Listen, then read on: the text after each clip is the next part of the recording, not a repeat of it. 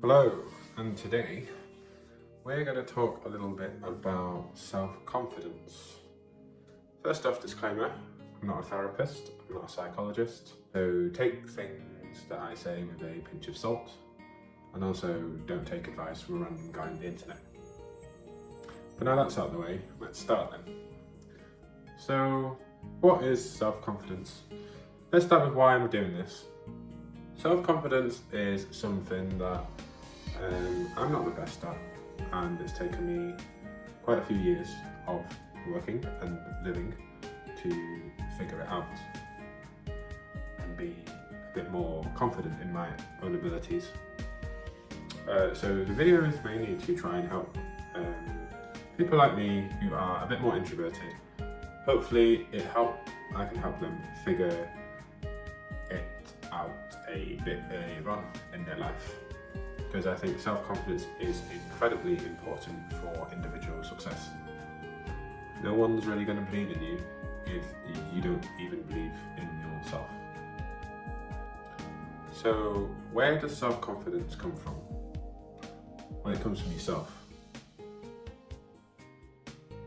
So we can end the video now. No, I'm joking.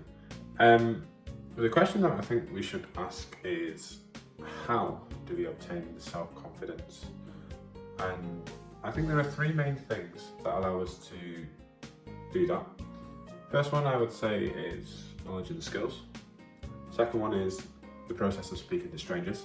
And the third one is just experience in general. So as you get older, work, life experience, it all helps. So knowledge and skills. So as you become more proficient in a skill or you gain more knowledge, it's quite natural that you become more confident. You sort of have that self-belief. So if you think about when you first ride a bike, or you have learnt a scientific fact for the first time, you're probably a bit unconfident.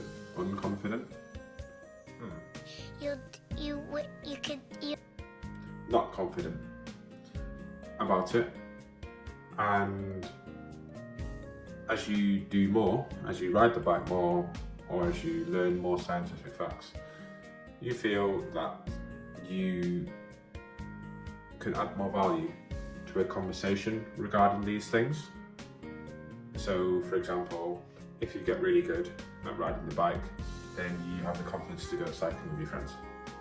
You feel you have more value, you have more to contribute, and especially in terms of the skill, the knowledge thing, I think as you learn more, you become less of a passerby and you become more active in discussions. And that's sort of one way where self-confidence is getting from. Second point is about speaking to strangers. Now, I hate speaking to strangers. Well, I used to hate it. Now I'm probably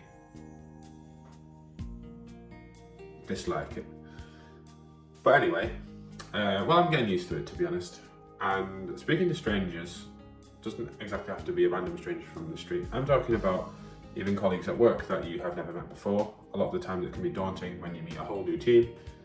It could be your first day in the job.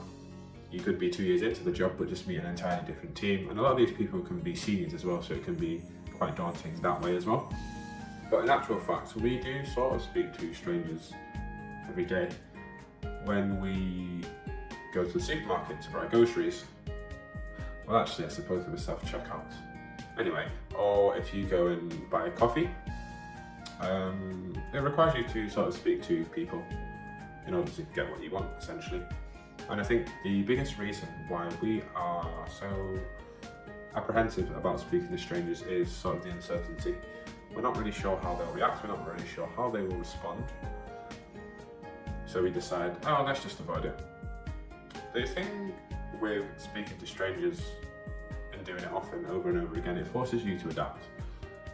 And therefore, it will help you improve yourself. So if you think about speaking to a stranger, even though they may not explicitly say exactly what their thoughts are on the things that you have said out of politeness, they do sometimes give facial expressions, that you give away. So if you say something and then they start frowning, then you know that you probably said something wrong or something that they don't like to hear.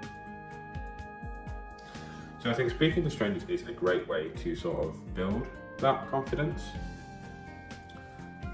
or belief in, well, self-confidence in terms of speaking in public places and in terms of self-belief to do more.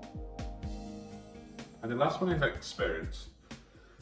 So with experience, if you think about your first day on the job, your first month on the job, first year on the job, and maybe 5 years into the job, the difference will be quite staggering. What you can do on day one and what you can do on the 5th year is huge. It's not even comparable really.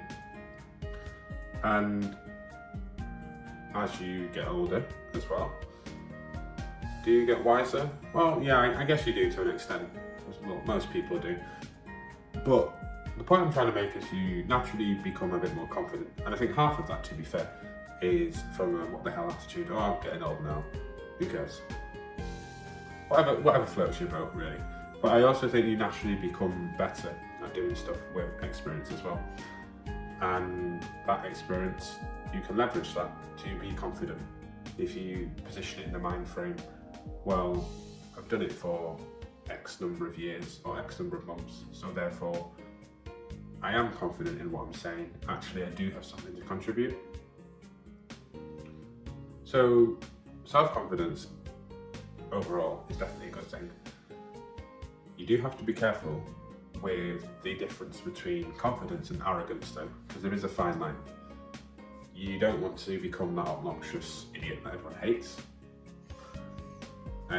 I would say people that are self-confident can be quite humble about it, where they're quietly confident of their own abilities, but they are also quite receptive to new ideas. They sort of listen and take things in.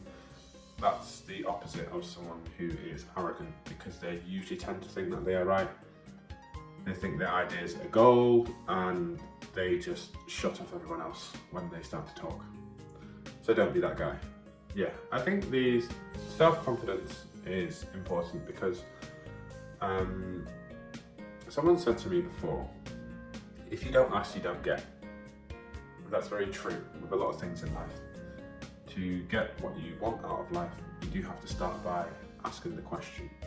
But a lot of us that are not confident in our abilities may not even get to that first step, so they don't ask. They sort of just suffer in silence and hope for the best. Now you can hope, you can manifest things that can happen or you want, but in reality, a lot of action comes from speaking and verbally communicating. So when you become self-confident, when you are not afraid to contribute ideas, to ask questions, to challenge things that may not align with your view, I think that's where you see big forward momentum in your life. And it doesn't just apply to work, it applies to a lot of things. It applies to relationships, it applies to making friends. Self-confidence, for me, encapsulates or can be increased by the 3 things that I said before about the knowledge and the skills with experience and speaking to strangers. And I hope that you are able to gain a bit of insight from this video and it helps you to find sort of that self-confidence, or at least to know what you have to do in order to get it, because it is ultimately within ourselves.